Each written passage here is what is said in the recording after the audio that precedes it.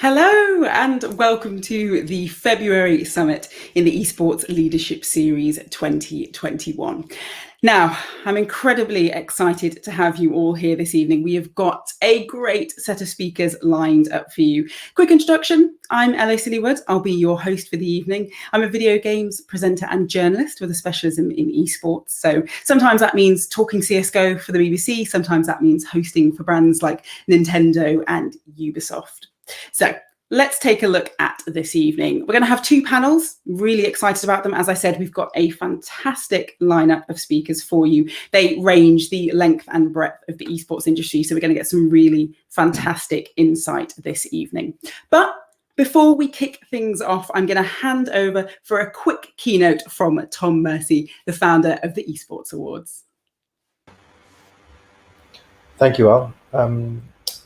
Firstly, gosh, looking back, this is now, we're entering our fifth, if not sixth year of our awards and our summit series.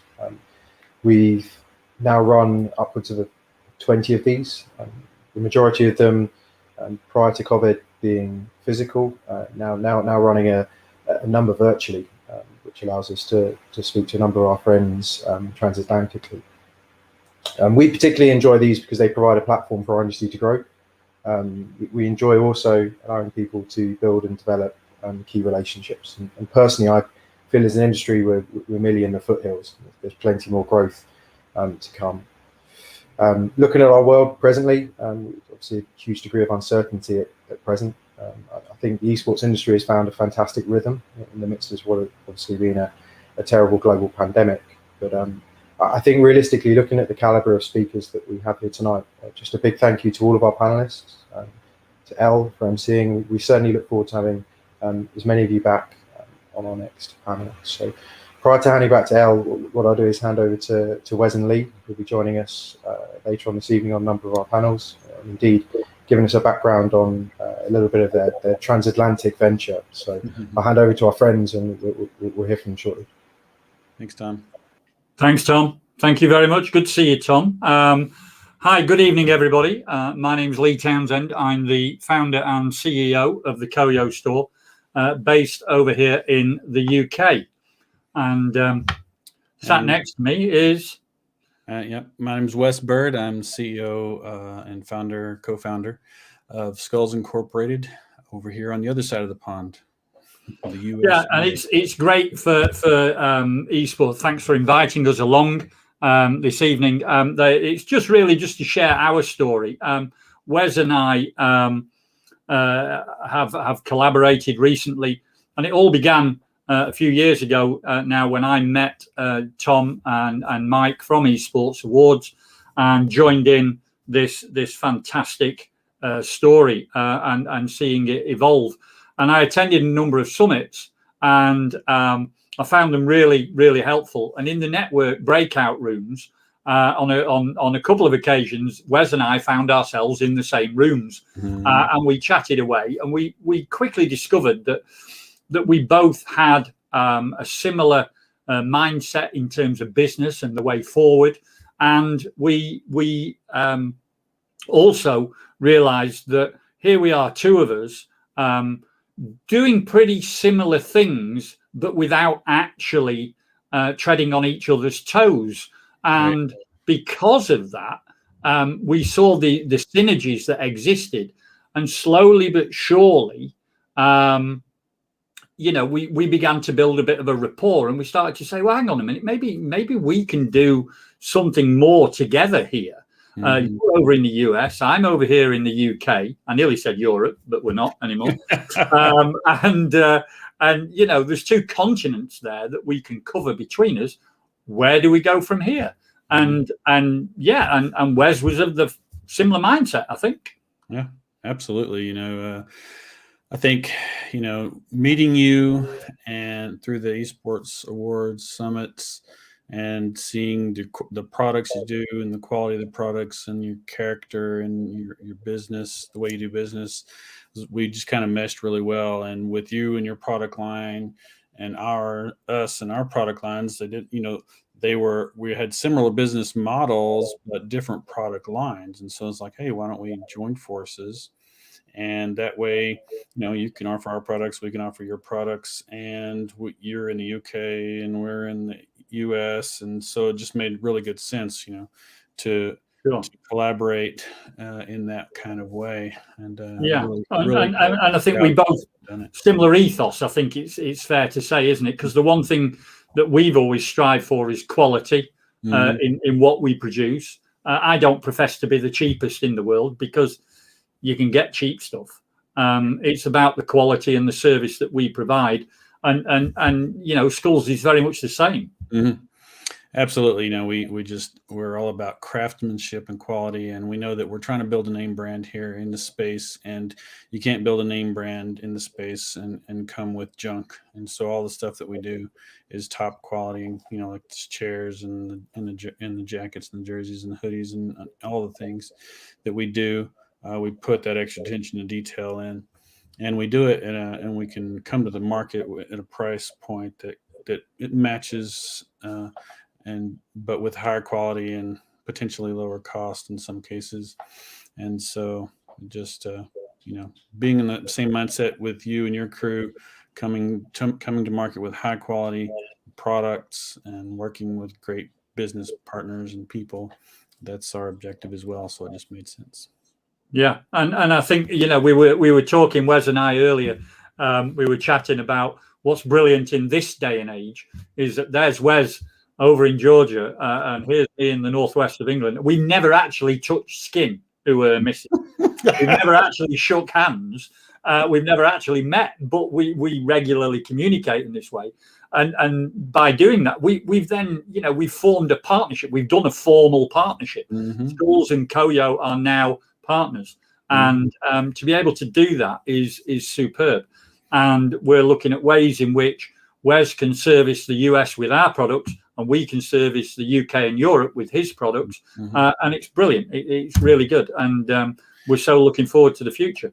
Yeah, and none of that would have been made really possible without the Esports Awards and the way that they've created these summits and this way to kind of meet each other that we wouldn't have otherwise. And so I'm really very much appreciate the Esports Awards and all that they do. Yeah, definitely, and that's my big take from this, is that Esports Awards are responsible for this partnership. Mm-hmm. So if it all goes pear-shaped, we're no to blame. But at the end of the day, no, you're absolutely right. And I've had many. I know I was sort of involved, a while before you, Wes, but I've had many connections and got good business through the Esports Awards. It's purely down to them. Mm-hmm. So these summits and this networking, anybody who's listening and watching, join in the future, because you never know where a good conversation will take you. Absolutely. Well, thank you so much. Thanks, guys. Thank you. Thank you, Wes and Lee. I have to say, what a lovely story. It's so nice to kind of hear esports without borders, that, really do bring people together. You can make real connections. And, as I mentioned, we do have networking after this. So make sure you stick around, because next time it could be you opening up the summit with a beautiful story of of not touching skin. I was concerned about that bit, but of not touching skin and making a fruitful partnership. So thank you both so much for this evening. Thank you. Thank you. So speaking of this evening, let's take a look at the format. So this evening, as I said, we have got two 30-minute panels. So the kind of overarching theme of this evening is supporting success in esports. So we're going to look at that from kind of a couple of different angles. We're going to hear a few perspectives on what that looks like and how to ensure it, particularly during this difficult period that we're all going through. And of course, don't panic. There'll be a 5-minute break in between those. So you've got a chance to run to the loo, come back. Don't worry, it's not, a full hour. After that, as I said, we've got networking. Now, this is the thing that I really want you to stick around for if you can. As you just heard, we have loads of connections. I know when I was in one of these summits last year, I ended up meeting loads of great people that I'm now working on projects within the esports space. So you actually, you tend to meet some really interesting people there. So definitely stick around if you can. That's going to be at the end of the two panels. But for now, we're going to kick things off. So as ever, this evening is curated by the Esports Award. I'm going to start things off with our first panel, and I'll introduce you to each of the guests and give them a chance to give you a little intro to what they do in the industry. Starting off with Andy Thompson. Hi, thanks for having me today. My name is Andy Thompson, and I am a marketing programs manager on the gaming marketing team here at AMD.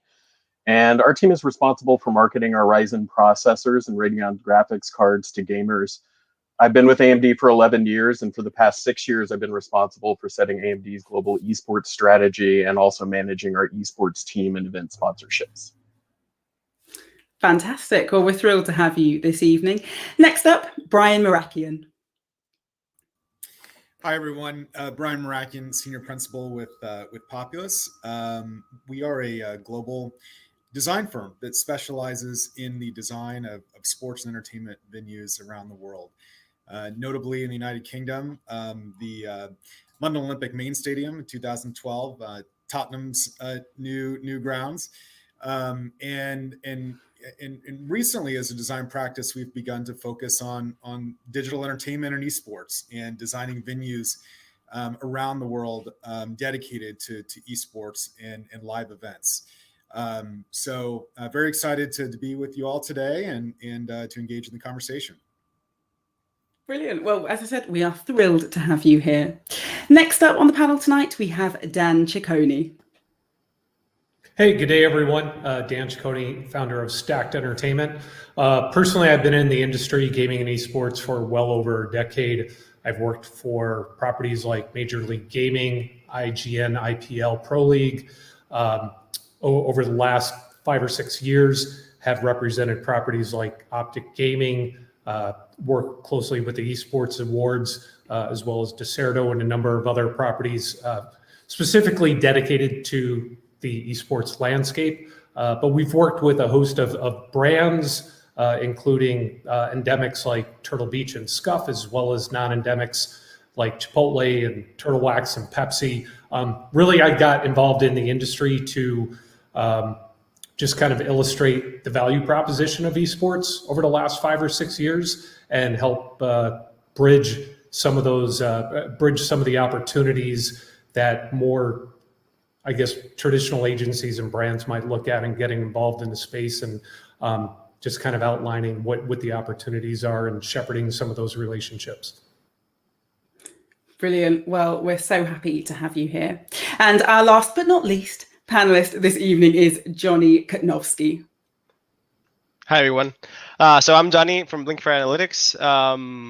The company is a fairly young company, 7 years old, but we've been in esports for around 5 to 6 years. I lead everything related to esports, and essentially what we do is we work with rights holders and brands to measure the return on investment of sponsorship agreements. We actually developed our own patented technologies for computer vision and artificial intelligence, where we are able to pinpoint and monitor specific exposures to partners and actually give them an accurate monetary value.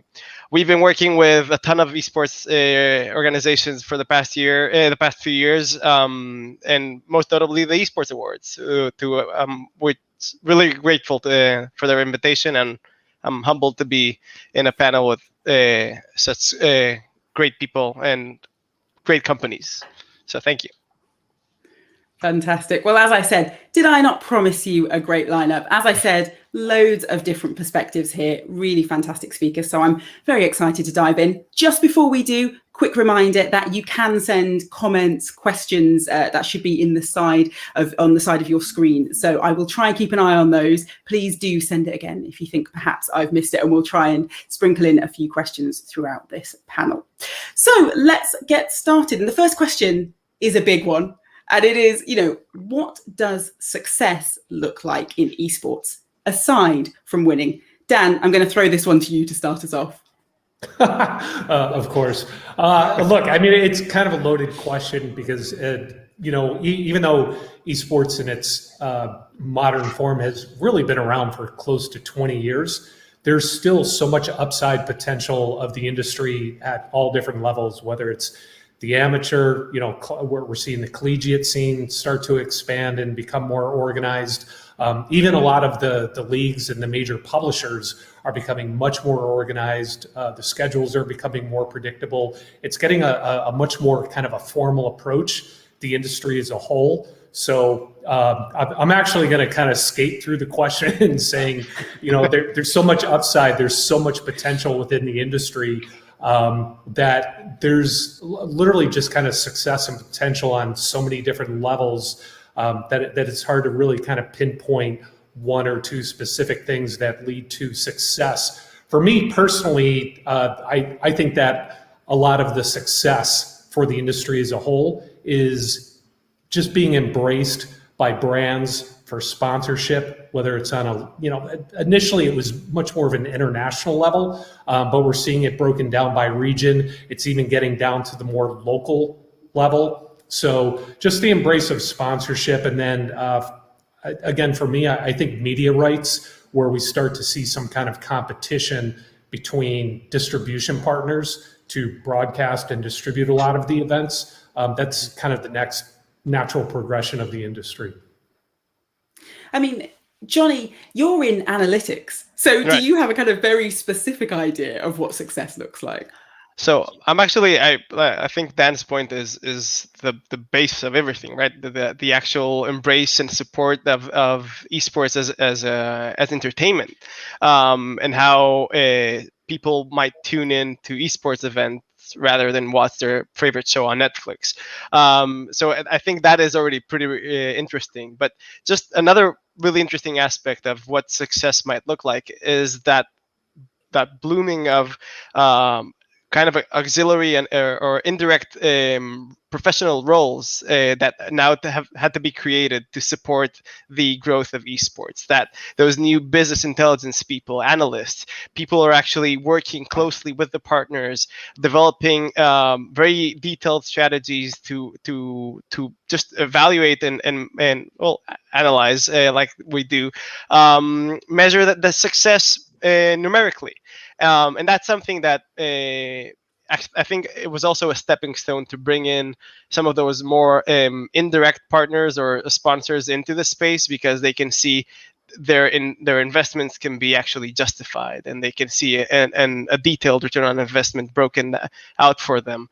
So just if you have to choose between maybe a more analogic kind of medium and compare it to esports, where they can give you data the day after the event or even the same day and get a broken out information, I think that also is a sign of success, because it's a healthy industry. It's an industry that is not only growing, but it's people say the industry is maturing. I think it's mature enough. It's really professional by now. And yes, there's always room to grow, but I think we're in a very nice phase of success right now. I like that. An optimistic answer. Of course, always. So, Brian, what does success look like for you? What are your metrics? Well, I think the best metric is fans and gamers coming back together for live experiences again. I think we're all really excited to see that happen, and I think that there's a lot of signs that are pointing to that in the relatively near-term future, candidly, especially in North America, but across the world, really. And so I think when we measure success, in our profession, in our part of the world that we're involved with, it's creating great places, great venues that allow these amazing and memorable live events to take place. And I think that, what we see certainly is an evolution of these venues and these venue types that are emerging. Everything from large scale arena type venues, one of which we're designing right now abroad that will be public here in the next month. That's very exciting. So large scale venues, and on the other end of the spectrum, communities that are coming together for more localized experiences, gaming center type of experiences, where people can come together. They can have access to high speed, computer systems to game. They can stream.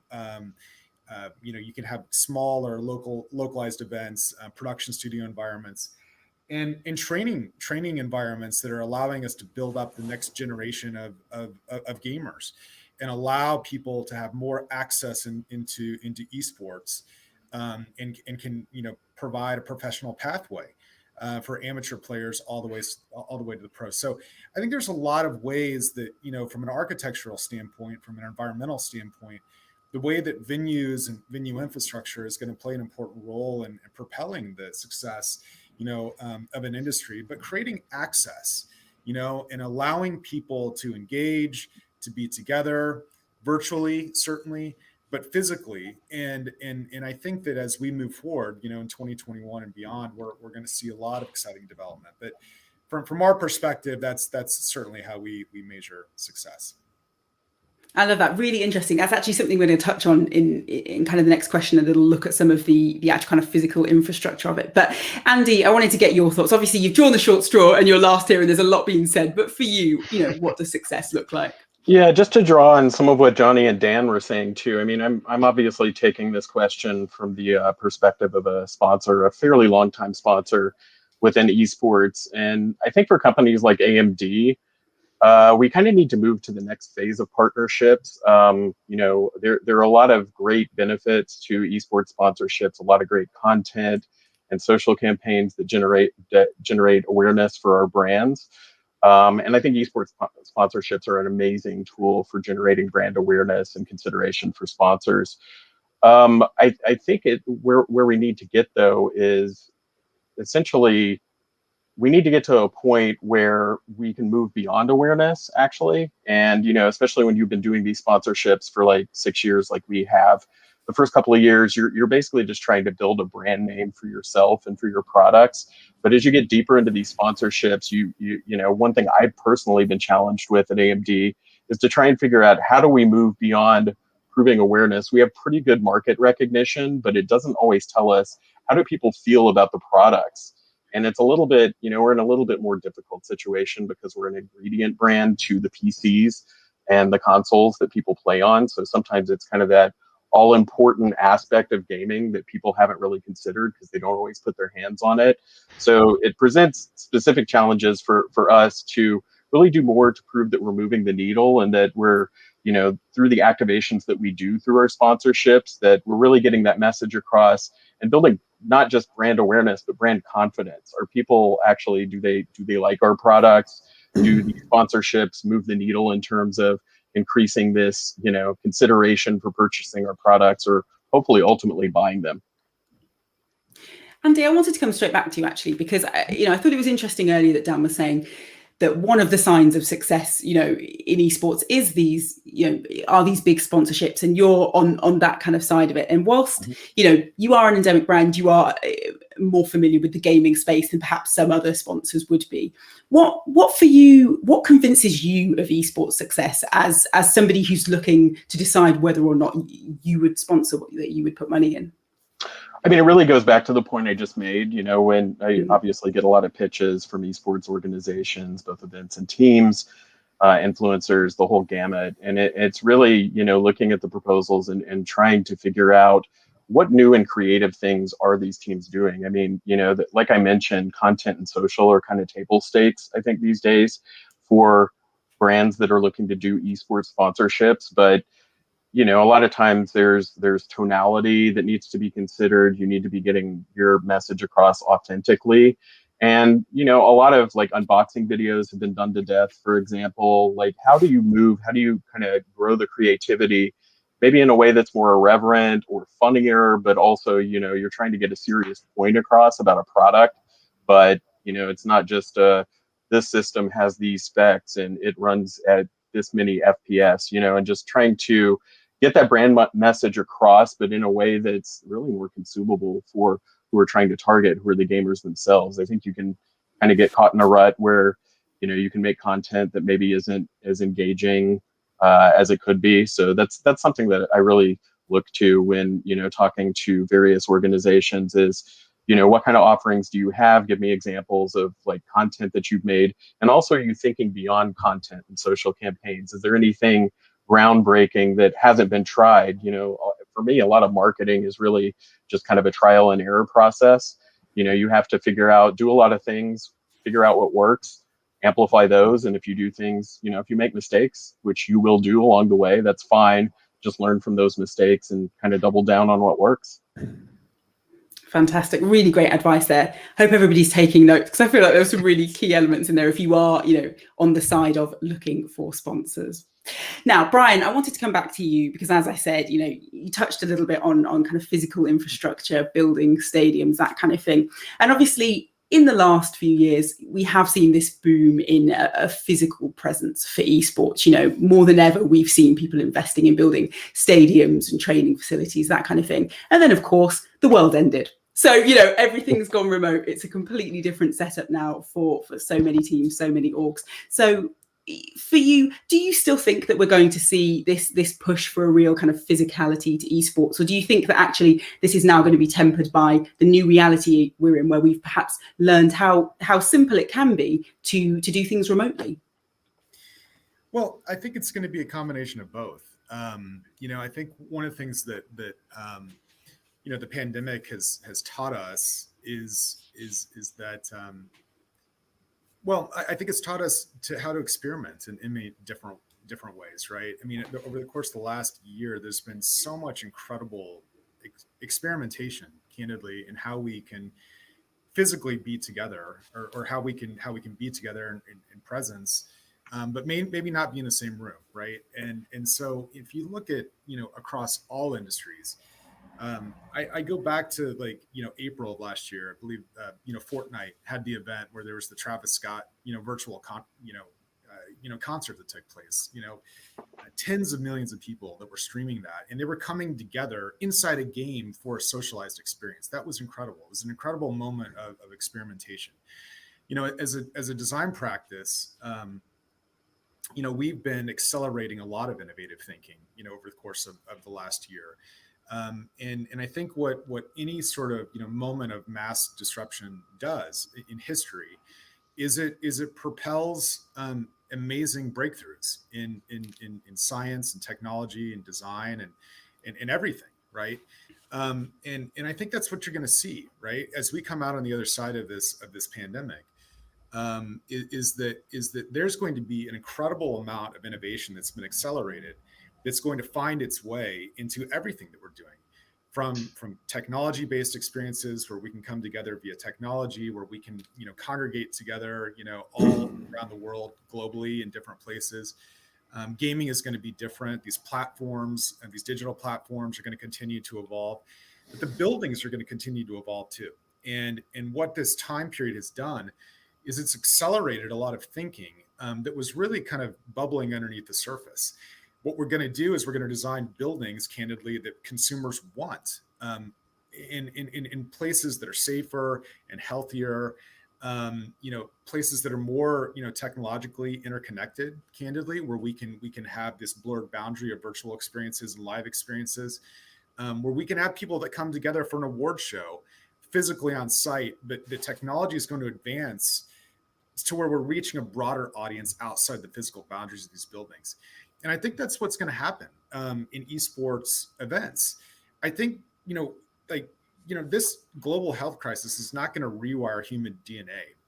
It's not like 200,000 years of human existence. It's not just going to be rewired by this event, right? People want to come back. They want to be together. They want to go to restaurants. They want to go to concerts, right? They want to go get on airplanes and go on vacations, and they want to go to live esports events. And so we really do believe that. The data suggests that as well. It's going to be a gradual period of time, but as we're designing the next generation of these venues, we're taking into account behavioral patterns that are not going to change, but we're also looking at a future that's going to be different in some ways, and in many respects, I think better. So to answer your question, yes, we really do believe that people are going to come back together. They're going to do it in different ways. And I think it's going to be the future, candidly, of live esports events. And frankly, I have a very optimistic viewpoint around it, because I think in some respects, it's going to allow us to really expand our audience. So, yeah, Elle, I'm sorry if I can interrupt, but just to kind of expand upon what Brian had said, for anyone who's relatively new or just exploring the space of esports, and Andy can probably talk to this as well as anyone, I always try to tell people, look at traditional sports. Look at where NASCAR was like 30 years ago. Look at where the UFC was and, in MMA like 15 years ago. There was actually a massive audience there. NASCAR, right? Huge tracks in the middle of nowhere. These events were taking place at MMA gyms. And it wasn't until companies like Brian's came in and said, you know what? There's a massive audience already here. Part of the challenge 10 years ago within the industry was there were no arenas, there were no facilities dedicated to professional gaming and esports. So, to Brian's point, I think we're at a point right now where there's obviously a lot of fans out there. There's many fans out there on a global scale who really want to participate. They want to go to a physical event and share this passion and share that exuberance with a lot of their peers. Literally up until just a few years ago, guys like Andy and event organizers and publishers were trying to figure out, how do we wire some room at a casino in Vegas or a hotel, right? And you got to bring all these people in. It was just a total cluster, versus now where we can actually have facilities that are dedicated to do this. It just kind of accelerates and facilitates the demand that's already been there, organizes it in a much better way, which for the company, the industry, when we're talking about success of the industry, to be able to give the venues, the publishers, and the fans and the leagues these dedicated facilities that are already organized to help, present these events. It's just kind of a win-win situation. But again, I always go back to look at where the UFC, NASCAR was in their infancy. The infrastructure was, or the fan base was already there. It just needed a better infrastructure to bring the community together. Dan, I actually wanted to, carry on.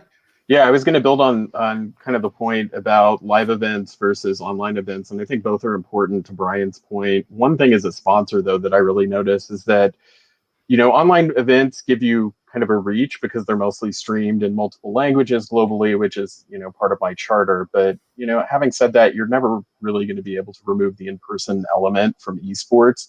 And frankly, as a sponsor, there's something that's just more exciting about when you're watching a brick and mortar offline tournament on a stream. Even the audience element, it just adds so much more excitement to watching it. I mean, I think the esports industry has done an amazing job in the past year. I was just astounded by how quickly they were able to shift to online events, sometimes within like only a week pause. And that was amazing. And I think they're making do with what they can. But you're never gonna, the excitement from having that human element and people from all over the globe, just as a sponsor, that's super important to us.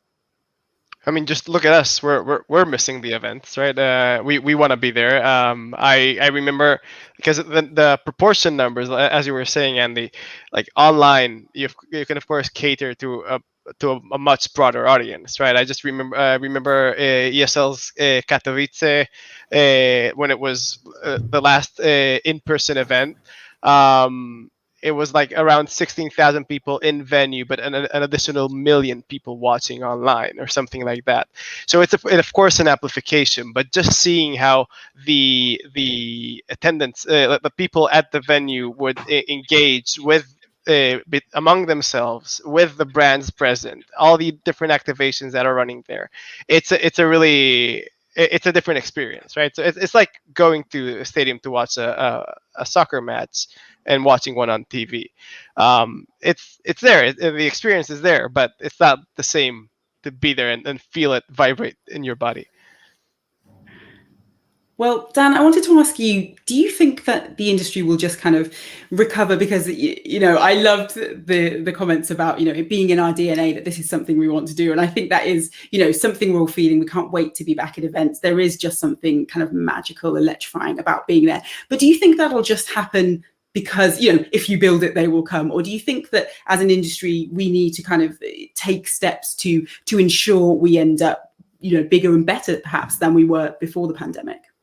Yeah, no, look, quite frankly, I think it's always been there. A lot of folks are saying that the esports industry had kind of pivoted this past year. Being involved in the industry for the last decade, I personally say actually the esports industry just went back to the esports industry, all these events, typically, when you look back historically, they existed online. The rise of these events, more organized events, physical events that fans could attend, really started to evolve probably within 18 months before COVID. So, arguably, again, when you look at the demand and you look at the way the industry is evolving, esports is inherently, it's technical, it's digital, which means it can be, it's expansive and it can be basically broadcast to anyone, anywhere. But when we look at these physical events where fans could attend in even larger numbers, I think the industry was well on its way there before COVID. The fact that a lot of this was interrupted and everything went back more online, that was more a throwback to what we were doing a few years ago. But especially post-COVID, with everyone just being kind of pent up, seeing actually the expansion of the interest in esports and the participation, I actually think that live events, even though we kind of took a step backwards during COVID, I'm very bullish on the fact that heading to the latter half of the year and well into 2022, assuming all of this is behind us, there'll be back live events where fans are physically participating and attending will be bigger and better than we had imagined. Andy, will this change the way that you approach sponsorships? Because as you said, there is a different feel to esports over the last kind of 12 to 18 months. It has felt very, very different. It's not the same atmosphere that we're used to. So do you think that you would perhaps have maybe more requirements for the people you work with, perhaps more, backup protocols when you're looking to create partnerships, now knowing that perhaps everything could just fall out from underneath us? Well, I think it's a little bit different for AMD and for what I'm trying to do, because ultimately I'm trying to reach as many people globally as possible. And I think the streams, and you could argue, are a more important element than the brick and mortar. But again, I think the brick and mortar events, the offline events, generate more excitement. And also there's the global aspect of it too. You look at what has been happening in the world of Dota. They canceled the International last year, which is kind of the marquee event with just massive prize pools. And they've kind of gone to a series of regional leagues, which is great, I think, for regional sponsorship opportunities. But when you're looking at global and the biggest reach, you want the teams from China to be playing the teams from Brazil. You want the teams from North America to be playing the teams from Europe. And until we get back to live events, because of ping rates, you can't reasonably expect to have a global event where each team is in its own location. It's just, it just doesn't work. So it falls apart. And I think for us, there's actually room for both. It's, my strategy has always been to kind of balance kind of smaller online tournaments with, sponsorship opportunities at some of the bigger events, or at least making sure that AMD's brand is seen at those events. So it's, I don't know that it's an either or question for us. It's really coming up with a strategy that solves our needs in every region, and that could be a mix of regional sponsorships and sponsorship of global events. Now, I wanted to talk a little bit about kind of success in the wider games industry, because obviously the last year has been an enormous year for gaming in general. I think it's safe to, call it a real breakthrough year, particularly in the mainstream. So, Johnny, I kind of wanted to come to you and ask, have you seen that reflected within esports? Because sometimes the wider games industry and esports can feel a little bit separate. So has it also been a breakthrough year for people discovering esports from your perspective? Absolutely. We actually, it's funny you should mention it. We actually recently released a full year in review analysis of comparing 2020 to 2019.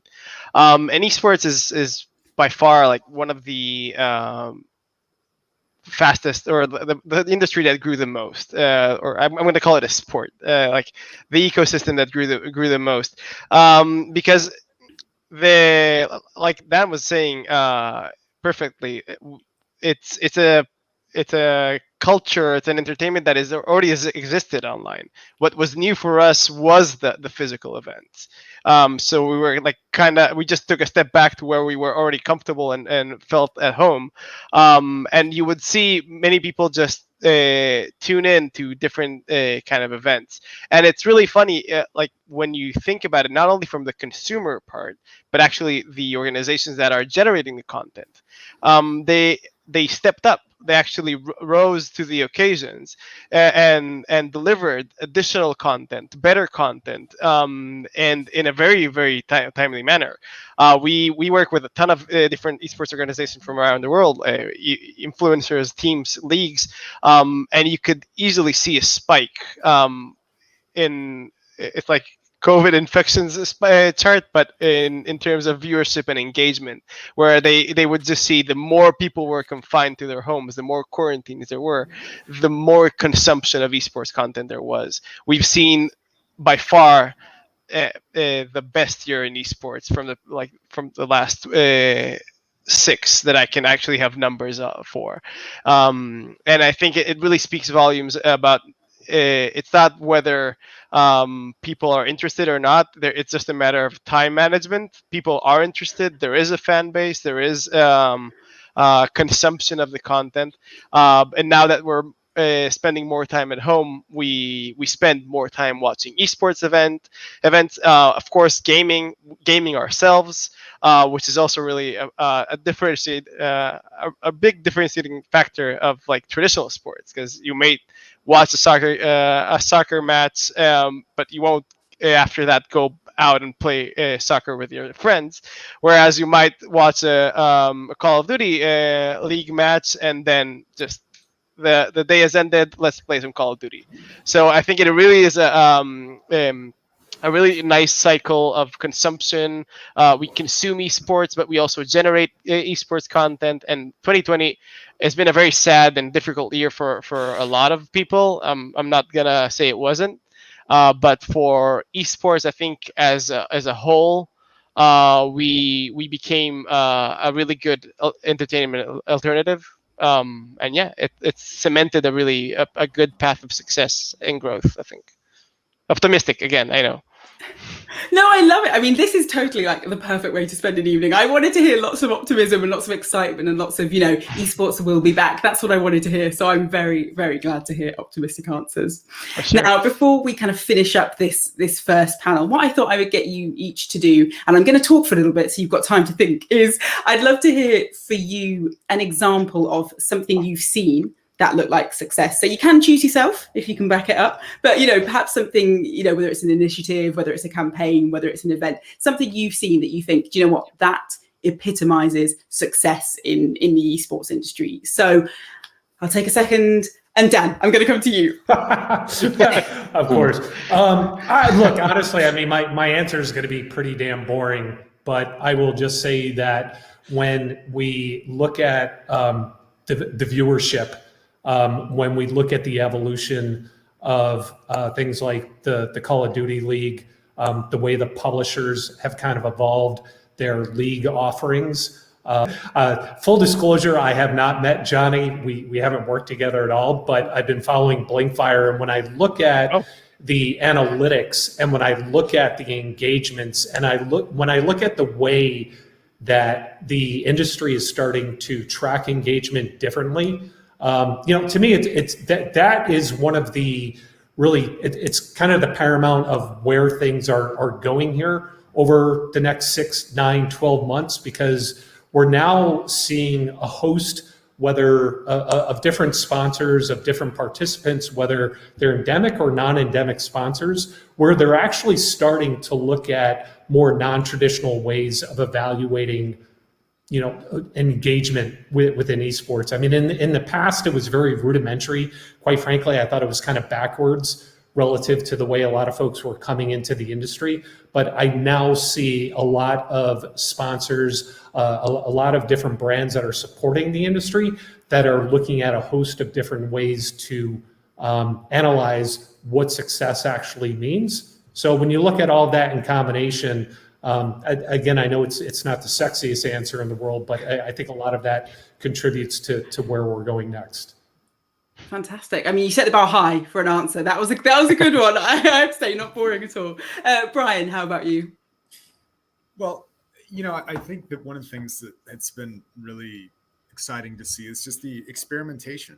I mentioned it earlier. I'm just incredibly excited to see all the experimental sort of growth that's happening. And I just, again, I take Fortnite as an example of that. The way that games and gaming is bringing people together in a time period when we're physically apart is really incredible. And the way that we've seen this wave of experimentation, where we can utilize these platforms to bring people together for these experiences, these memorable experiences, is amazing. And whether or not it's virtual concerts, whether or not it's stadium environments on Super Bowl Sunday, where games can bring people together for people to socialize, and brands can activate, and stories can be told. Like the horizon, I think that was just expanded upon during this time period through experimentation, I think bodes so well for the future. And so, for me, I think that's one of the things that has stood out during this time period is just the way that an entire industry has really delved so deeply into this experimental kind of like nature of where how they're going to propel their own niches. And for us, I mean, we've certainly been experimenting as well too, and we're looking forward to seeing how this is going to manifest itself into physical stadiums and environments as we move forward. So I think, again, there's a lot of optimism about where we're headed. Oh, just what I want to hear. Andy, how about you? I worry that my answer here will be a little bit too tactical because of the way I look at this in terms of individual campaigns. Having said that, we did a video through our partnership with Alienware last year that was kind of featuring, it was basically designed to educate people about, getting back to my point about being an ingredient brand, about the role of the processor in gaming.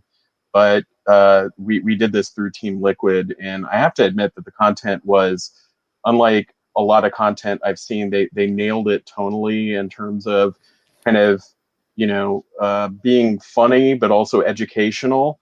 And honestly, we put the video up on YouTube, and just seeing the comments for me was the definition of success, because this is like we said, it's a audience that you really have to either nail authenticity, or at least, provide something that the audience wants to see. And the comments were like, this is the best video AMD's ever done. This is amazing. We get more. So, I mean, I tend to look at it kind of on a project to project basis, but it's a tough crowd. And when you're getting those kinds of comments, you're like, okay, I think we might be onto something here. Fantastic. Well, no pressure, Johnny, but give us our final answer of this panel. So I love those all the stories, and I was gonna say success. I think was just seeing how we survived, how the esports scene has survived this past year. But I already spoke about that, so I'm gonna toot a bit my own horn, because I do think what I've seen internally within esports, in Blinkfire and esports, is a success story of its own. We are a company that used to work only in traditional sports. We did NFL, NBA, soccer around the world, and I remember shyly asking our CEO if we could dip our toes into esports, because I thought it's a market that would understand digital. It's a market that would care for metrics and real-time analytics. And I think we started really, really slowly, and it just grew into something, into a vertical of its own, where we have people now dedicated for esports. We're actually hiring people for an esports position as well. And it's so encouraging to see not only the support of customers and the I guess the industry, but also just proving and showing to leadership, people in key positions around in different companies that may have a more of a traditional kind of point of view, that hey, esports is not a fad. It's not like something that comes and goes. It's here, and it's here to stay. And I think that for me is success, and I'm really proud of what we've done so far, and I'm just really eager to continue doing more. Oh, look at that. Nailed the final answer. Esports is here to stay. What a wonderful way to finish up. Well, thank you so much. That was just, what a fantastic way, what an optimistic way to kick off our summit this evening. So huge thank you to our wonderful panelists, Andy, Brian, Dan, and Johnny. Now, we've got a 5-minute break for you to calm down. I know it's been, air fists, we've been pumping. We're so excited. So go calm yourself down for 5 minutes. And then we're going to be back with more. We've got another fantastic lineup of speakers for you. So I'll see you back here in 5 minutes. Don't go anywhere.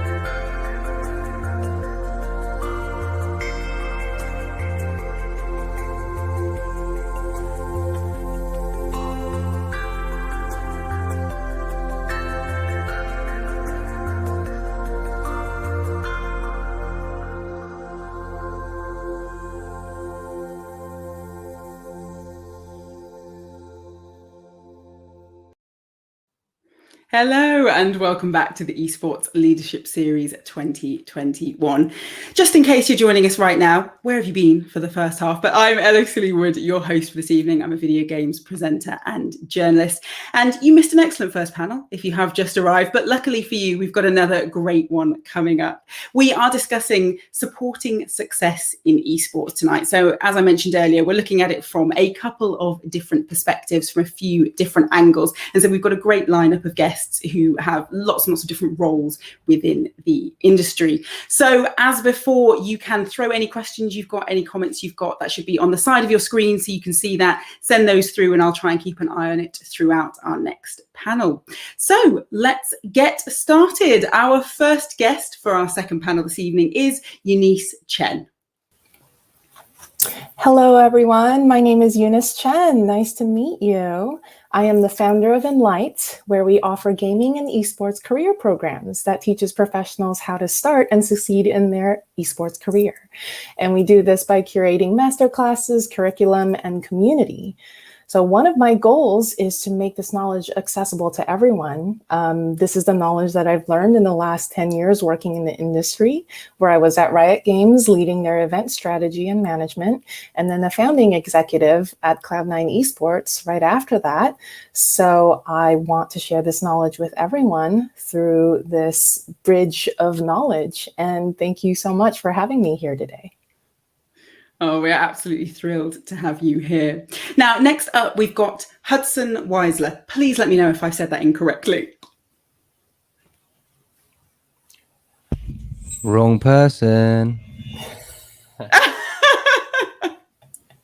you know what? I think, yeah, you could throw me. You could throw me in, or you could throw the other person in. But hey, my name's NitroLuke, so let me know if you want to me to intro now or the other person that you shout out. I think we'll stick with you. You go ahead and intro, please. All right, so I'll start off, right?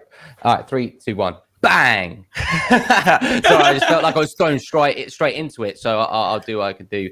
Anyway, so my name is NitroLukeDX. I'm a streamer, YouTuber, and I run a company called Overworld Esports. Overworld is a plethora of multimedia outlets. For example, we've just moved into a multimedia unit here in the UK due to COVID. And basically that is an education center.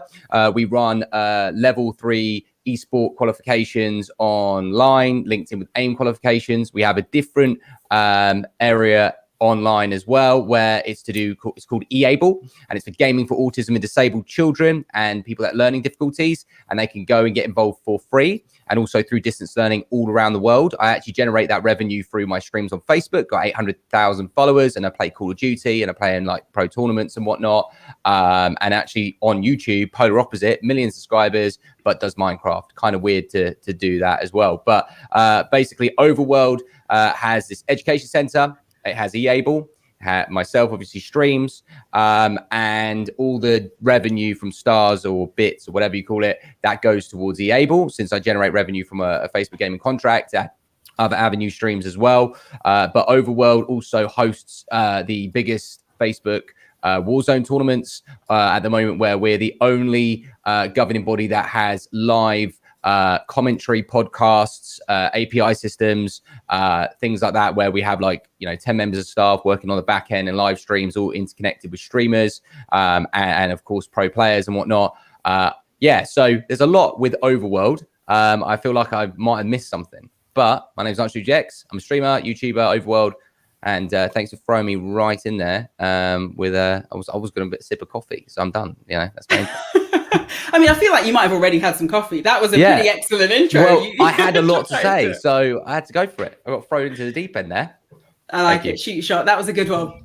Congratulations. That was, I think, my favorite intro so far, I have to say. Good one. Sure. All right. Well, I mean, Rich Huggan is next, and you've got a lot to live up to. I was muted. It's a great start. I'm here. Sorry, it's been a long day.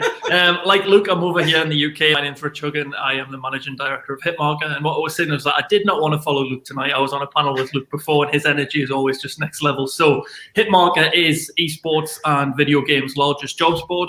Hopefully you're sensing a theme on the panel here tonight. So while Eunice and Luke do an awful lot to kind of bring people up in the scene and get people ready for careers.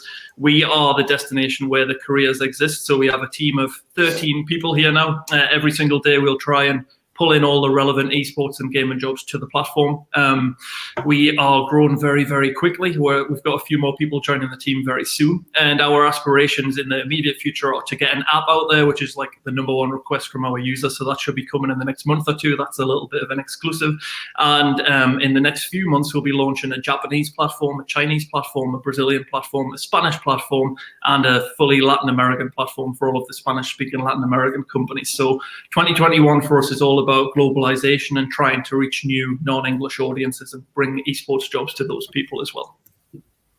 Well, I mean, look, that's the way to one up Luke. Just go ahead and drop an exclusive in the middle of your intro, like a little bit of yeah. That was the way to one up him there. We got a little bit of exclusive info. So yeah, another good intro. Well, I mean, Crystal Mills, I don't want to put you in a difficult position, but you're last. I mean, you followed some excellent intros. Thanks for that. Thank you so much for that. It's hard to follow. I feel like I need coffee. Like my energy levels right now are just non-existent. But yeah, my name is Crystal. I'm the VP of Content at Ritual Motion, which is basically a lifestyle brand in esports and gaming that focuses specifically on health and wellness, as well as other social topics like diversity, inclusion, kind of everything that circulates around all of that. And I'm the one that kind of leads the charge as far as all of the editorial content, all of our podcasting content, any sort of video, any sort of anything that's content related is usually falling under my umbrella. So I'm the one that leads the charge with that. But for me personally, I've been a writer in esports for a little over 10 years now. I've worked with a line of companies. Most recently, I was with Esports Insider and Benzinga. And that's me in a nutshell. Fantastic. Well, as I said, I mean, look, another great lineup. I'm really excited for this one. We had a couple of questions pop in earlier that I've been saving for this one as well, because I think we've got a really amazing blend of kind of expertise here and some of the sides of esports that we don't really get to see and don't really get to talk about. So really excited to kick things off. Now, Luke, since you're such a bundle of energy, I'm going to start things off with you. And one of the topics that we want to look at tonight is mental health in esports. Because as I said, you know, this is one of the areas that doesn't get discussed enough. It's something where, you know, this is a high pressure industry. It's fast paced. You know, it can lead to kind of problematic habits and lifestyles for people who are involved in it. I think in kind of every element of esports. So for you, what do you think some of the key issues are, and how should we be addressing them? Right, so this comes from different angles, whether I come from a streamer with high pressure on views and trying to keep up with analytics, or if I'm trying to, you know, run Overworld, which, by the way, I'm very fortunate to have a good team that do a lot of the behind the scenes. I don't teach any of the education stuff. I just fund it through doing the streaming and whatnot, and part of it a little bit here and there. But for being straight up direct, mental health in esports, are we doing enough? No, not really. And that's actually because we're in its embryonic stage, where it's at the very beginning in a way, right?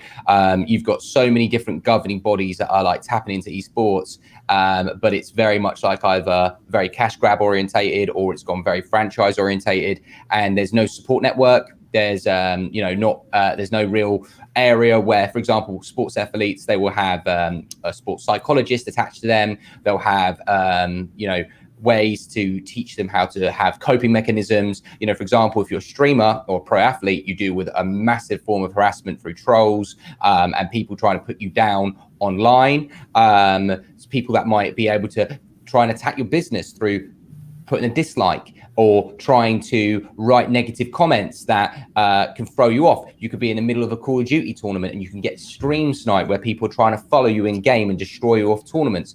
You've got so much going in there where there is no consequences as well if people are cheating or if people are trying to get the leg up on their competition. So the way I look at it is that you've got esports as a whole, where I feel like there needs to be a lot more focus on rewarding, needs to be more social interactions, whether it be like this, which is good. I love doing things like this. It really boosts up my morale and gets to meet different types of talent. And it's a great way for my mental health, gives value. And I think, what is a community? I could go on for quite a bit about this, as you could probably tell, but I do believe there is a lot of psychological challenges and stress factors that have to be implemented and kind of a little bit copied from how we do things in the pro athlete area in the world. There you go. I mean, Eunice, you're working with people who are new entrants to the industry. You know, they're some of the people that you come across. So, for you, what do you think are the kind of key bits of advice you'd give people, or the key considerations they should be thinking about in regards to protecting their mental health? Okay, this is a really good question. If Luke, I'm going to stop you right there, if that's okay. Sorry, It was a question for Eunice. I don't know. Oh, Eunice, it's yours. Go for it. Yeah. No problem. We're all welcome to chime in. And I believe mental health is incredibly important in esports. And like Luke was saying, you know, we just don't talk about it enough. Not only because, I mean, it is an embryonic stage that esports is in, but, you know, it's just a human thing to not want to admit weakness or whatever society thinks it is, right? You don't necessarily see a lot of successful people go out and say, hey, they were burned out, or hey, they failed in this and that. And it's becoming a sign of strength, which it is. It's becoming a conversation topic of strength. But previous to this, you know, it was, at least to these times, I would say it was never really common. And what I truly believe and what I've learned through the last 10 years in esports is that mental health is better when you can prevent it and when you can talk about it. And so with Enlight, you know, our community is completely curated to people who are all in the same stages of the career. They're all looking for this community, this social support, this encouragement for small wins in their career journey or even big wins. And for me, learning is not necessarily just a, you know, book smart sort of thing where you're reading a textbook or listening to someone's knowledge. That's obviously important to make that accessible, but it's important to have the encouragement that continues your motivation and continues your sort of path and discipline, right? Because passion will burn out at some point. You know, the sort of discipline just needs that kind of encouragement to continue. So that's the coaching, and the life coaching is a huge part of the Enlight programming that I put in. Rich, what for you can companies do? You know, what kind of initiatives, what kind of support would you want to see from companies to feel confident that they were doing what they could to support mental health? Yeah, I think the good thing, as has been mentioned, is that one of the first things I wrote down when I was preparing for tonight was like, at least it is kind of being talked about a little bit. I think I follow exclusively an esports audience on my social media, and it's journalists and professionals, and not necessarily players, but the people that work behind the scenes more often. And I think because of the pandemic in particular, I am seeing a lot more conversations around mental health and the grind culture and what can we do to improve things. I think a lot of the onus is on the companies, but again, it comes back to what Luke said at the beginning about the embryonic stages, that so many companies are really small startups. Like, we are now at 13 people, as I said in the intro, but we were a company of 4 or 5 people for the first 2 years of our existence, and we didn't have an HR department or a diversity officer or somebody to look after the mental health of the team. And it was kind of our collective responsibility as the people who run the company, like me and my brother, to look after the staff and to try and do things a little bit differently. So I think at the basic level, the problem that we have is that so many companies are running in kind of this grind startup culture where people are expected just to work non-stop. And I'm sure all of us here have experienced that in professional lives before. And you want to be that when we were able to go in the office, you want to be one of the first people to turn up at the office, and you want to be one of the last people to leave. That seems to be like a startup culture thing, not just an esports thing, because I came from a professional sports startup background, and it was very much the same in the football industry, where if you're a young person in particular who's trying to make a name for him or herself, you're supposed to be there before anybody else is. You leave, but after everybody else. If you leave early, you can guarantee you're going to get some kind of snarky comments from your line manager or somebody else in the team.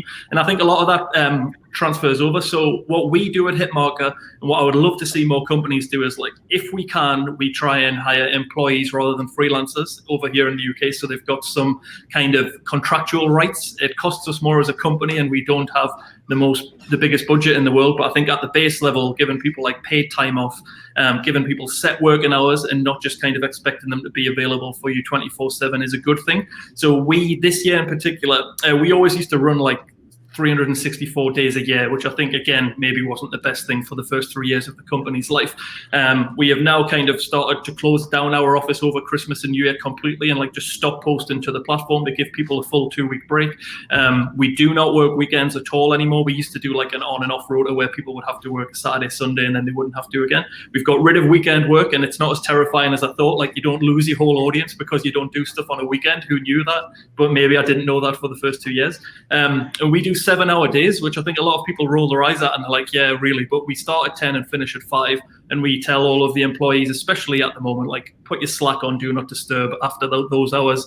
You shouldn't be getting message outside of working hours. And people might be watching this thinking like, that's so basic. But I think in terms of just the base level of respecting people's mental health as an employee or a worker, come to work to do work, give your best, but then respect that person's time outside of that. And at the base level, I think if more people did that, we'd have a much happier community. I mean, absolutely. I just want to acknowledge some of the things that you said there, because, you know, as you said, to some people, to some industries, they will sound basic. But I think esports is notorious for kind of everything you mentioned. That grind culture is absolutely the basis of kind of a lot of the mental health issues, because people are switched on all the time. So I do just want to highlight that lots of the things that you said there are really key elements in what we need to do to start addressing the work-life balance that leads to some of the really severe mental health issues. So, you know, thank you for bringing up kind of concrete, practical things that we can do, because, you know, sometimes people don't know where to start. And I think some of the advice you gave there is really excellent advice for companies who are in the position to implement things like that. So, Crystal, I wanted to ask you a little bit about some of the work that you do, because for me, it feels as though lots of the mental health issues come from a place of intersectionality. You know, they're not just one thing. It isn't, you know, just overworking. It isn't just toxicity in the community. There can be lots of systemic issues that are based on different sections of your identity, you know, ways that you grew up, things you experienced that impact mental health. So for you, how do you, you know, within esports, how can we kind of have a fully rounded approach to mental health that takes into consideration all the different factors behind it? I mean, I think overall we just have to listen to people. I think we have to create these platforms where you can hear these people's stories and relate to them as people instead of, you know, just another figure in the industry trying to push it forward. I mean, oftentimes the first word that I always toss out when I talk to anyone about health and wellness, no matter what section it relates to, physical, mental, you know, whatever, is balance. And balance is one of the most important things that everyone needs in their lives, but 99% of us don't have that. Whether it's because, you know, a lot of us, me included, you know, until a few months ago, I wasn't working primarily in esports by itself. I had another full-time job, and esports was secondary to that. And honestly, it was like working 2 full-time jobs at the same time. So you have to be able to kind of relate to people and hear their stories and create resources and these platforms to help push them into the industry without, you know, pushing their health out of the industry. I think it's all about reminding them that, you know, being healthy is going to make you more productive in the long run. Like, you shouldn't have to succumb to the grind mentality. You shouldn't have to sacrifice your life or your health or your time with your family in order to create a career. And that's something that needs to be brought more into the forefront. I think it's something that, I mean, especially in the early days, you know, everyone was like, you know, oh, you have to put the time in, you have to do this, you have to do that. You can't, you know, you have to be on 24/7, and you can't do that. No one can do that in the long run. So I think it's just important to kind of approach these topics in a more personal way and just bring it out into the open. I think that's something like, you know, we always talk about mental health, that there's more that we should be doing, but, you know, what should we be doing more of? That's the actual question, I think. So it's one of those conversations that needs to happen more often. Yeah, I love that, kind of highlighting the individuality that, you know, needs to be considered in these responses, because there's not just going to be a you know, one solution that fits everybody. It is about that kind of bespoke approach and taking into account everybody's individual experiences. Luke, this question's for you this time. I wanted to touch on toxicity because we had a question in the comments about that. Right. And obviously, this is a huge element of mental health in our industry. We have a huge problem with toxicity. So, you know, what are your tips for dealing with it, and what should the industry be doing better? Wow. Okay. Well, that is definitely an interesting question because toxicity is almost forever going and doesn't seem to change. And I think it's based on consequences, right? I think, a lot of these platforms allow people to just kind of like say what they want. They get banned, they make a new account or something like that. There's going to be steps, I believe, legally that are going to interact and make people actually have their actual identity as their avatar, so they're not hiding behind an alter ego. In certain platforms like Facebook, I'm sure that will take a few years to actually be implemented and work. But toxicity, it's more like how to deal with it, right? So I'm autistic. So for me, it's very difficult sometimes to deal with toxicity. If the way that triggers me and makes it go where I could potentially, I don't, because I've got a sports psychologist and stuff like that, and I'm well support networked, but something that can trigger my autism, make me have sort of like a meltdown, but not quite, I can deal with it quite well, is when I see people that are supporters or very much like very big fans, but then they'll run to the other streamer's stream and chat rubbish about you, and then you'll come back and your moderators or whatnot will be like, look, Luke, this guy who is your biggest fan or whatever, and it's not like, all right, who's your biggest fan? This guy's been watching you for years or something like that, and he's like always trying to pump you up, and then all of a sudden you're like, whoa, that hurt, or something that affected me or has affected me during stream, and then I'm thinking, whoa, I need to rewind it back a bit, but there's no real support network. So I think consequences and these platforms need to put more in place, or someone to talk to be able to highlight the issues, because a support ticket is a bit lame. It's a bit no empathy, no understanding, so many also to the employee, so the fact that they have so much going on where I don't think anyone is actually just employed just for support tickets. So I feel like there isn't just a sole purpose of understanding what's going on, especially when you're a partnered creator, right? You feel like, you definitely want some goals, but definitely answering your question to toxicity, it's a very difficult way of, so it's a difficult thing to touch base on, really, because it's never going to end. But I think it's to try and learn how you can put processes in place of blocking, deleting, and also teaching yourself how to cope with those things, and not just in the mirror talking to yourself. Again, having that support network, those people around you that can advise you and say, look, don't reply to the comments, I'll deal with it. Or, maybe you're thick-skinned and you can just go, well, whatever, and just laugh at it and block it off. But when you get 1,000 people commenting some nasty stuff, or someone online on social media has said something mean about you, and all their fan base is coming over, it can be quite nasty. So my advice is experience, and just try and roll with it and try and have a good support network.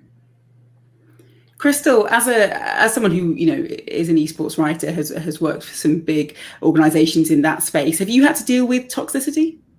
I have, yeah, and I think everyone has in a way. And I got started in Call of Duty. That was my very first esport. That was like the gateway into the industry. So I mean, immediately being dropped into the fire is like how it's toxic.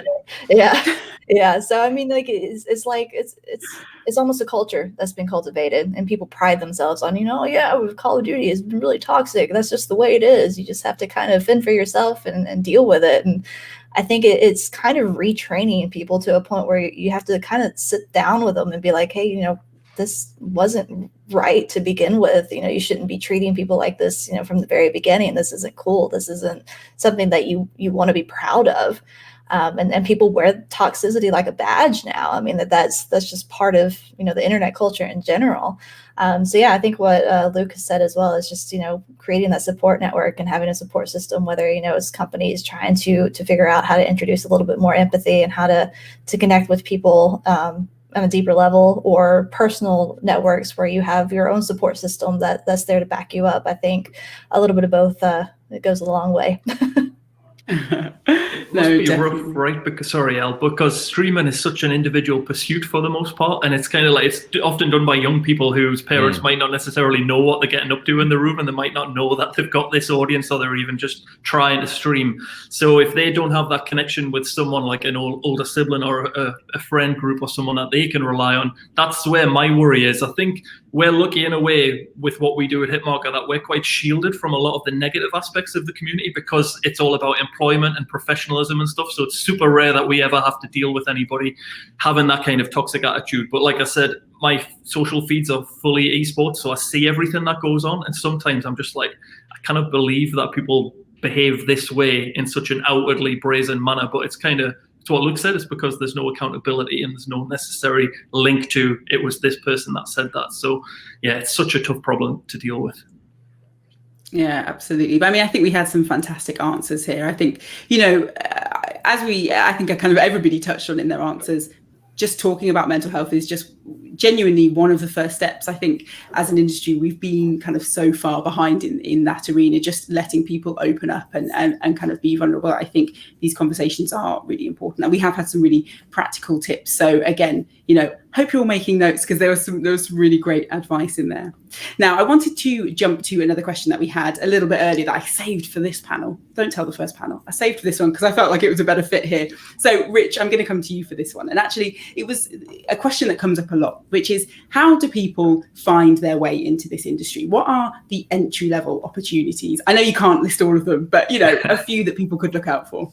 Yeah, Eunice should be able to do a great follow-up to this as well. So in terms of just when you're at the point where you're ready to apply, the bad news is still that the pipeline for entry-level jobs, paid entry-level jobs, let's put aside all the unpaid stuff, considering what we're talking about as far as mental health goes, it's so competitive. The opportunities are so few and far between. If you aren't in California, you're probably going for 50% fewer opportunities than someone who is in California easily. So I'm not going to sugarcoat it and pretend like, yeah, there's loads of opportunity to get out there. But where we see people having the most success is always in the more communication-based skills. So marketing, community management, social media tend to be three really great starter points, and we can bring in like professional writing, like Crystal did, as entryways. The bad thing about that is they typically do start from that. I need to do it unpaid and gain some experience and build a name for myself and kind of generate a reputation to even just get started. But I think the opportunities are growing at the entry level, and I'm talking about stuff that asks for zero experience, but it is very heavily based around the marketing communication element. The real skill gap, and I think I mentioned this in every panel that I'm on, the problem that esports companies and companies globally generally have at the minute is hiring technical people who can code in particular. If you're a back-end or front-end developer, or you're somebody who has that kind of skill, those are the jobs that get posted to Hitmarker at the entry level, and their candidate numbers might be in the single digits versus a community management role, which might get hundreds and hundreds of applications. Because I think it's such a competitive industry. If you're a software developer, you can command an amazing salary from an entry level, and maybe esports companies can't quite pay that yet in a lot of cases. But I think that's what I would always encourage. When I get a chance to speak to younger people and they haven't really decided on where they're going or where their skills lie, it's like trying to work with them to figure out, what do you really enjoy? What would you like to do in the future? And kind of what base skills do you have to work from? If they're young enough and the chance is there where they've got something that overlaps with those technical kind of skills, where they could work in coding or production or something like that, I would always try and push them that way, because even if it's not an esports, they'll have a job in any industry, and especially on the software development side, they'll always be able to command a really good salary, which I think for all of the other esports jobs, I think maybe the salaries are just way lower than there would be in other similar industries. So that's what I would say. If you feel like you can communicate well over voice and in text, definitely focus on the market and community social aspect of things. If you're a little bit more introvert and you prefer maths and numbers and you're pretty good with computers and you're young enough and watching this, then definitely try and focus on building at least one coding language. Like PHP is always a big thing. C+ is still huge, C in general, and JavaScript. If you get one of those under your belt, you will have hundreds, if not thousands, of opportunities available to you each year. So that's what I would say on that one. Fantastic. Thank you. Again, so practical.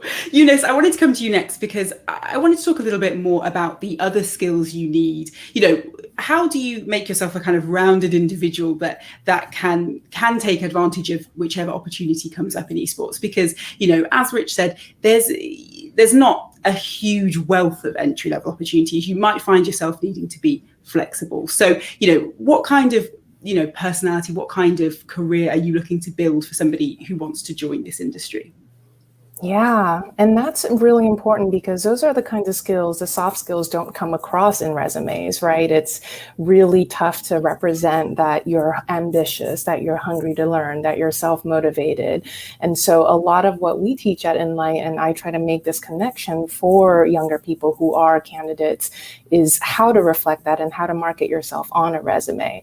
So it's not necessarily just enough to say, hey, I know Spanish, but it's like, hey, I self-taught Spanish, right? I learned it myself and I had the discipline and motivation to get it to a certain level. Or, you know, even with Rich, what you're saying, you know, I self-taught myself how to code. I went out and learned it on Coursera or YouTube, or I just started streaming because, you know, I could teach myself these skills. So really learning how to market yourself in a certain way, not just saying, hey, I have the skill, but making the connection for the hiring manager is incredibly important. And that's how you can show that you are a well-rounded individual, right? You're not necessarily competing with the 10 other people or hundreds of other people that know coding, but how did you learn those coding skills? What makes you stand out? And I think that's the key in really understanding how you can make that connection for the hiring manager who's going through thousands of applications. I also wanted to ask you, lots of people, you know, come, I think in general, in both gaming and esports, people come to it from perhaps sometimes a little bit later in life from another industry. It's been a dream job. They didn't perhaps think it was, you know, a viable career. And then they realize, oh, maybe, you know, I could transfer across. So for you, what are some skills that you think might be quite common and which people might not realize are transferable to this industry? Every single person has skills that can be transferred to esports, every single person. So that's exactly what I'm trying to solve with Enlight, in that letting people understand this, right? So, you know, we have members that are, they do IT for their local college, for example. Well, you know what? The production companies that run these huge esports events have 100-person IT crew. You know, you have to run internet, you have to fix the computers, you have to set the computers up, you've got to set the servers up, you've got to, you know, do all these technical things that you're already doing. But if you don't know that this job exists in esports, how can you even apply for it, right? And I think, you know, Hitmarker, for example, does a great job of showing all these different opportunities. And the next step that I'm trying to bridge is really understanding or helping people understand how they can apply themselves and see themselves in those opportunities. You know, another example is there was a woman who was a librarian that volunteered for one of my orgs in the past, and I recommended her and she got hired into Cloud9. And she built Cloud9's youth program, right? Because she has experience working with basically library programs, working with young kids, working with parents. She knows the kind of programming that speaks to kids. And, you know, that would be a very different program today if that was run by someone else who comes from, let's say, a sports background, right? Or a different background that's not as diverse or as inclusive. So it's actually really important that esports gets a lot of fresh perspectives and diverse people, because that's how we can make our industry better, rather than trying to follow in the footsteps of sports all the time, or, you know, a different sort of opportunity that we're looking at. And it's just so important, because gaming is for everyone and every single person can work in gaming. So I think we're all here to really elevate that. Oh, that's such a wonderful story. Thank you so much for sharing that. I love hearing stories like that, because I think, you know, I love what you do, because I think that, as you said, so many people don't realize they already have the skills to work in this industry. So thank you so much for sharing that. Now, we're about to wrap things up, so I'm gonna fire one quick question at everybody, and it does have to be quick because we are running out of time. But I wanted to ask something that we asked the first panel, which is, what does success in esports look like for you? And please feel free. The first panel kind of took a kind of company organizational level perspective, but please feel free to talk personally what success in esports looks like for you. Crystal, I'd like to start off with you. All right, no pressure. Honestly, I'm going to say success to me looks like this. Now, the fact that we're all here together, we're talking about these scenarios and topics and situations that need to be brought out under the scope, I guess you could say. And, you know, especially right now during the pandemic where, you know, these physical events can't take place, it's giving us that opportunity to kind of practice that resiliency and connect with each other in a way that we desperately need to right now. So honestly, like, I mean, a lot of people look at this and see a struggle. I see it as a way that we're pushing forward. Oh, great first answer. You totally dealt with the pressure. That was an excellent one. Luke, how about you? Right. So obviously success in esports is like going to happen anyway. So I wanted to just bring a point up real quick about the success and future of esports and how I feel like I can just impact a bit of insight on anyone that might be listening, because I know that we had that toxicity comment, and I feel like it'd be really cool to just add a bit of buff in there and take my time just to say that there is a process to, you know, growing your streams, growing your business, growing your analytics, you know, from doing Minecraft on YouTube and having like 300 million views or doing Facebook and doing Call of Duty. I think what success in esports looks like is having a governing body that can, you know, help you have more responsibility in the competitive side of gaming, a bit like NFL, NBA, you know, more like a company approach that where there is, like I said, consequences and paid jobs and, you know, starting up an ecosystem. That is, I think, the positivity of esports. But one point I really wanted to bring in because of the mental health thing is when you are getting views or doing the grind, and something I've learned through being in 2007 all the way to now is I had a bit of an epiphany of recent, and that was the fact that when you grow grow as a streamer or grow as an entertainer, you are, how do I say it? You are picked, yeah, and you have to meet a certain criteria, and that criteria is invisible to the front end. We are all at the front end as streamers, and we have to meet a criteria that we don't know what that is, right? And that can be so, for example, okay, I'm on Facebook. They need more Call of Duty streamers. They won't tell you that they need more Call of Duty streamers, but then all of a sudden you've ticked a couple boxes internally. I don't know what that might be. It could be the way you look, the way you sound, the way you play. And then basically all of a sudden you're doing really, really well. And then you get boosted. And what my advice is the reason why I'm embarking this knowledge into people's success of esports is people might think that just simply autopiloting or grinding is the right way. You know what? Taking good points from Crystal is sometimes taking that back step approach. And again, support networks in this moment is giving that correct advice, where I believe that the way that you succeed at being a streamer and things like that is getting all the basics right, getting your setup right, your color correction, your audio, all those basics. And then hypothetically speaking, get scouted, just like regular normal esports or sports. And that's how I believe, and well, I mean, I've had a couple of conversations with certain people that the way that people do get chosen is you get the basics right, and then you get scouted. It's very in its infancy and it's not talked about, but the way that you grow collectively is through that process. And I feel like if we had more people talking about it, it would reassure people and be like, oh, do you know what? The reason why I'm not getting many views is because my camera is rubbish, or it's glitching and my green screen's going all over the place. Do you know what I mean? Because there's so many people out there that you watch the streams and the green screen's going all crazy and they're playing a game or whatever. But yeah, I know I had to embark that bit in there. I do apologize for going on a bit, but I feel like that was a bit of, you know, for mental health, because so many people worry about the grind. I felt like that was an important bit to add in. So yeah, the positivity is us in the esports. You're lucky that was useful, Luke, because it was very much not a short answer. But luckily for you, that was very, very useful, very comprehensive. So thank you. All right. Eunice, I'll hand over to you. Tell me what success looks like in esports for you. I like the perspective that Luke brought to it, where, you know, it's really a individual journey, right? I mean, I think we can all sort of speculate on what success means for the industry, but when it comes to careers, mental health, you know, whether you're a streamer or looking for a job, it's really just a journey for yourself. So my perspective on it, and I gave a little talk on it for our members, where, you know, it's more about creating happiness for yourself and what that means to you.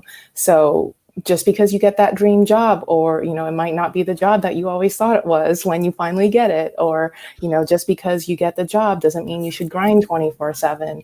You know, it's really about what you're happy with and what your goals are for your own life. Yeah, I think that's an excellent point, definitely. I think if there's one thing I can say for almost everybody in esports, it's that you take a very interesting route to get there, and your career will take a very interesting route once you are there. So I think, you know, that knowing what your personal goals are that are not directly career related, I think is absolutely essential. Really great advice. So Rich, you're our final answer of the entire evening. So, you know, please just make it the best one if possible.